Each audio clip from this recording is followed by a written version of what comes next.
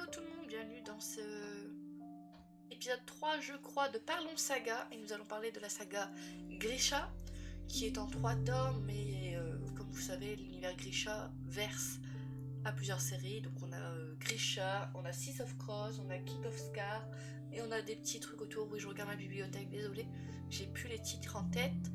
Donc je vous ai mis les couvertures que je possède moi, même si j'ai aussi la couverture au-dessus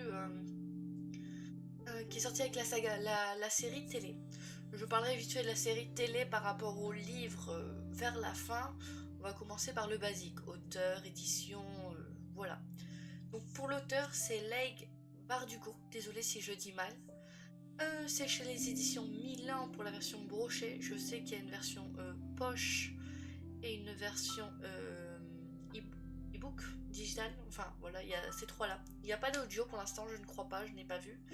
Le titre, c'est Grisha. Il y a 3 tomes en tout pour Grisha. C'est sorti en 2012 en anglais et c'est sorti en 2021 en français. Les pages, il y a entre 350 et 450 pages par tome, donc ça va, c'est pas trop gros.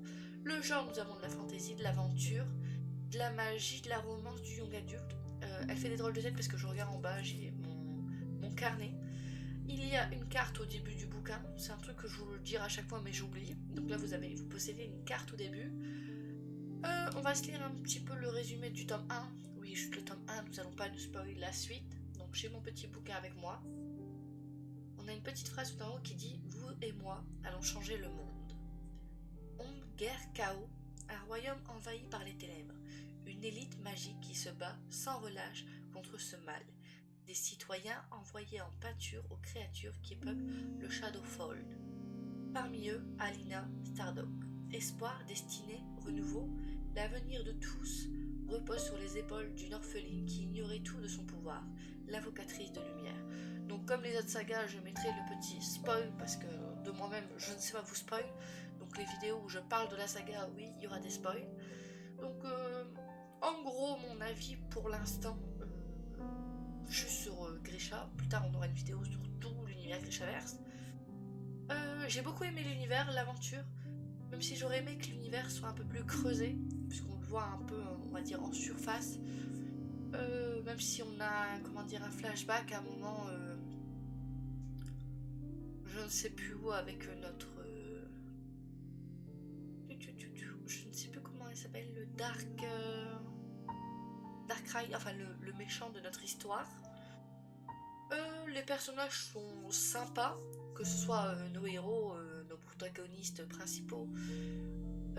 Alina, Mal, il y a aussi le Dark, je sais pas dire son nom. Enfin, vous voyez le méchant là. Je trouvais très sympa les trois. Alors sachant que moi j'ai vu la saison 1 avant de regarder le livre, de lire le livre, j'ai vu la saison 1 série. Donc quand j'ai lu le bouquin, j'avais les visages des personnages de la série. Ce qui fait que oui, j'appréciais bien le petit méchant avec la tête qu'il a dans la série. Après, notre héroïne, au fur des bouquins, je la trouve pas... Elle a pas un caractère facile, elle est pas très fut-fut dans quelques situations. Elle sait qu'il faut pas faire ça, mais elle le fait, ou elle devrait faire ou dire, elle le fait pas. Ouais, parfois tu grasses un peu des dents parfois à son comportement. J'ai l'impression de courir, je fais ouh, ça fait que 4 minutes. On va redescendre en tension. J'avoue que j'ai eu un peu de mal avec le tome 2. Le tome 2 il fait vraiment en tome passerelle. Je crois que c'est ce qu'on dit. J'ai trouvé le passage où elle est... c'est dans le tome 2, hein, pas dans le tome 3. Oh, vous me redites si jamais je me trompe. Il se passe un truc dans une cathédrale, je crois, dans le tome 1, où ils s'enfuient dans les tunnels. Dans le tome 2, ils sont dans les tunnels, ils sont là, et Alina n'a plus ses pouvoirs, donc du coup, elle doit prendre... elle va pas bien, du coup, ils essayent de l'aider à se remettre en forme, en la laissant enfermée dans le noir en bas, alors que c'est l'invocatrice de lumière, elle a besoin de lumière. Et j'ai trouvé ce passage dans les... je sais pas, c'est dans les souterrains, je sais plus exactement, très long, avec pas le prêtre, je sais plus comment il s'appelait. Je trouvais gênant, je trouvais chiant, c'est C'est vraiment le passage où... Bah, c'est pas mon passage préféré dans le tome 2. Je suis pas la seule, j'ai parlé avec d'autres personnes, ils n'ont pas aimé ce passage-là. Il est vraiment trop lent ce passage. C'est limite... on aurait dû le raccourcir beaucoup plus. Parce que là, j'ai l'impression qu'elle reste la moitié du bouquin. C'est peut-être pas ça, hein, mais j'ai l'impression vraiment que la moitié du bouquin, elle est là, enfermée à rien faire. Et voilà quoi, c'est pas ouf. Je sais plus si c'est le tome... C'est peut-être le début du tome 3. Non, c'est le tome 2. Je ne sais plus. Mais ce passage-là, il était trop lent. Il aurait pas dû y être. Mais sinon, le tome 2 était... Oh, c'était un tome passerelle. Ça s'est senti. Après, il y a la romance. Alors, la romance avec Mal. Il y a une petite romance aussi avec le Darkrai, je sais plus comment on dit. Franchement, j'aurais aimé que cette romance soit un peu plus approfondie. J'aurais aimé qu'il y ait quelque chose avec ce personnage. Mais Mal, ça va, Mal est... On va dire bien, entre guillemets... puisqu'ils sont pareils tous les deux, hein. C'est je t'aime, mais tu seras mieux sans moi. Pendant les 3 bouquins, ils nous font ça à chaque fois. Le bouquin 1, il vient la chercher... Mais je sais plus, il assiste ou le Darkrai lui dit quelque chose, donc il repart à moitié. Ou il se fait, oui je sais plus. Elle c'est pareil, c'est la cherche, mais comme elle a plus de nouvelles, elle décide d'un peu l'oublier avec le Darkrai. J'ai l'impression de dire un nom de Pokémon, désolé si je me trompe de mots. Dans le tome 2 c'est pareil, ils sont là à... Comment dire, à se tourner autour, mais au début ils sont ensemble, puis ils se refont attraper, ils sont plus ensemble. C'est... Ouais. Ils se tournent autour, dans les 3 tomes, ils se tournent autour, et ils finissent par... Non mais en fait t'es mieux sans moi. Et le tome 3, je crois que c'est ça, si je dis pas de bêtises, c'est...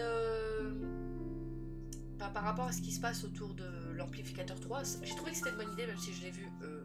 arriver des plombes avant qu'on sache que Mal est l'amplificateur numéro 3. Ouais, on le voit venir de loin. Et ça, j'ai trouvé que c'était une bonne idée, mais à la fin, là, quand il est plus amplificateur, quand elle l'a utilisé pour détruire le flore, il est marqué là quelque part. Le Shadow's Fall, quand elle l'utilise pour tuer, elle la ramène à la vie grâce à l'aide de je sais plus qui.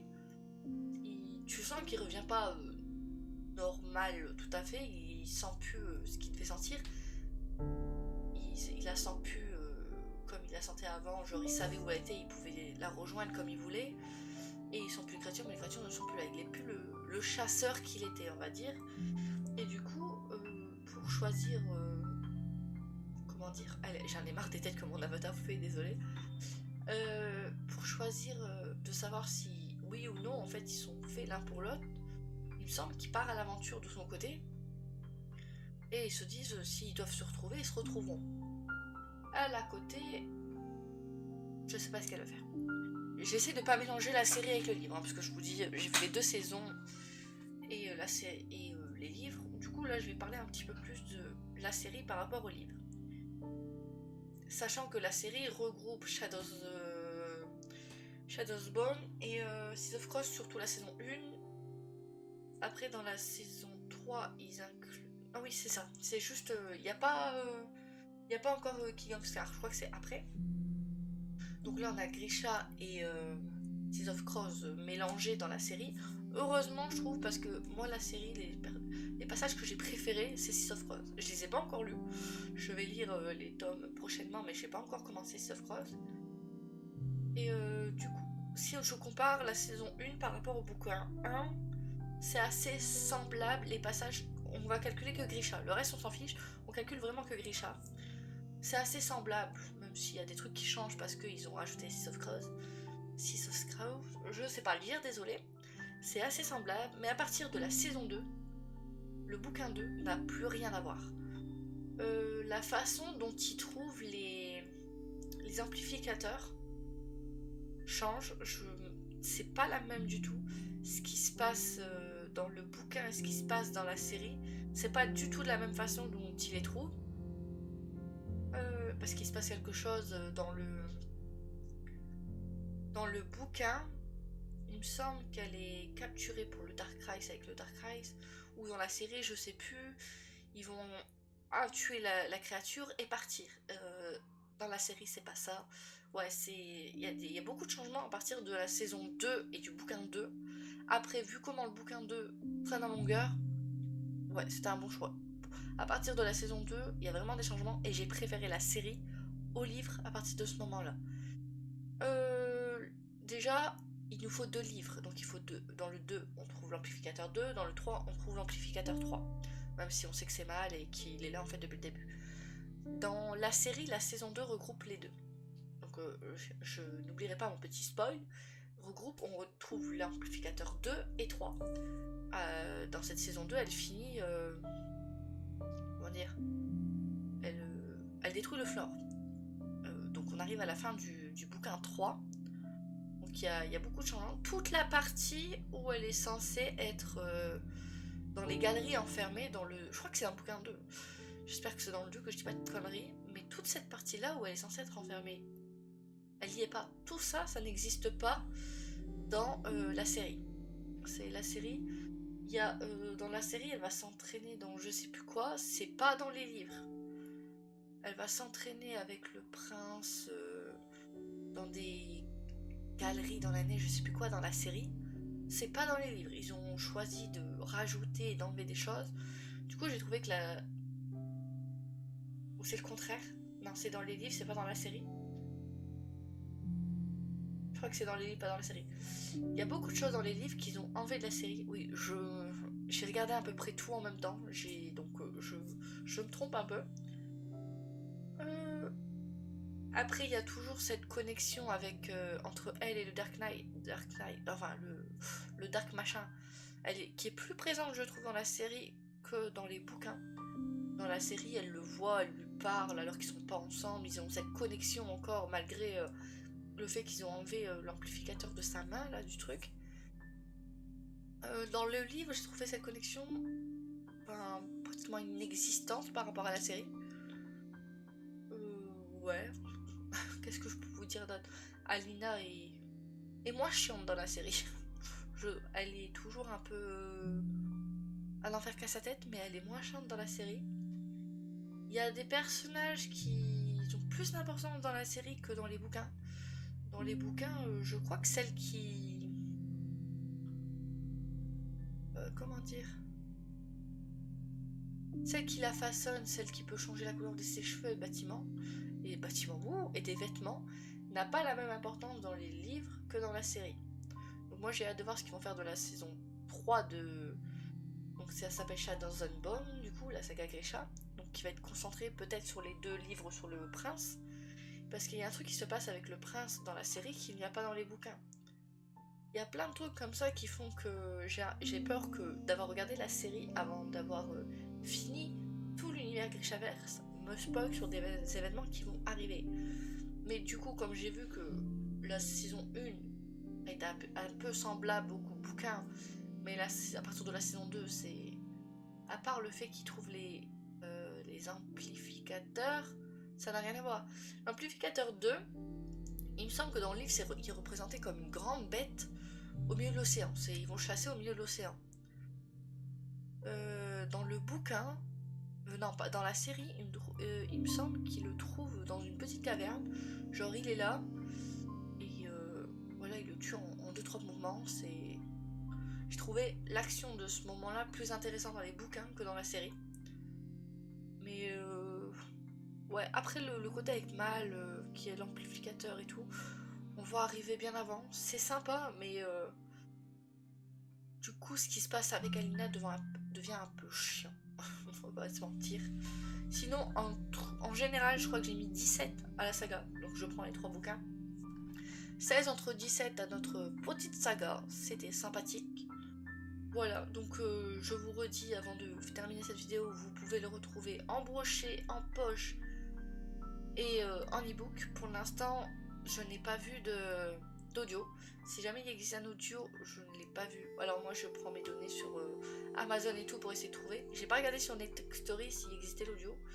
Mais en tout cas je n'ai pas vu d'audio. C'était sympa, ça se lit assez vite, comme je vous ai dit, entre 350 et 450 pages, ça se lit assez vite. J'ai tendance à dire que c'est plus du jeunesse, j'ai pas regardé la catégorie, j'ai oublié, mais j'ai tendance à dire que c'est plus du jeunesse, il n'y a pas vraiment de grand élan d'amour, on va dire, dans le bouquin. Il se passe plus de choses dans la série d'ailleurs à ce niveau-là. C'était sympa. Moi, je vous conseille de découvrir l'univers Grisha.